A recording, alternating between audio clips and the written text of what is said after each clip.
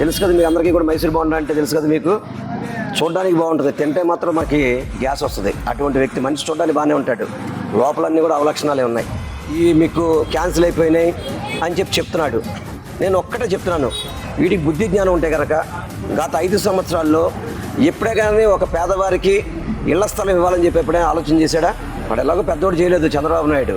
వీడు ఎప్పుడైనా అడిగాడు కనీసం? అదేవిధంగా మేము అమరావతి స్థలాలు ఇస్తే అది మీకు రావు, అవి కొట్టేశారని చెప్పని ఎందుకు అబద్ధం చెప్తావు నువ్వు? తప్పకుండా వాళ్ళకి మేము అమరావతిలో స్థలాలు ఇస్తాం. వాళ్ళకి మీరు ఎంతమంది అడ్డుపట్టినా కానీ 100% స్థలాలు ఇస్తాం, వాళ్ళకి ఇల్లు కట్టిస్తాం.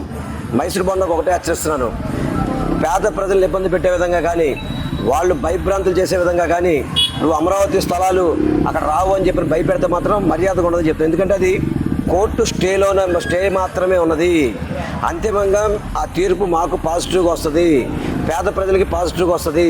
అక్కడ తప్పకుండా స్థలాలు ఇచ్చి తీరుతాము, వాళ్ళకి ఇల్లు కట్టించి తీరుతాము, వాళ్ళందరికీ కూడా అక్కడ నివాస యోగ్యంగా అన్నీ ఏర్పాటు చేస్తాము.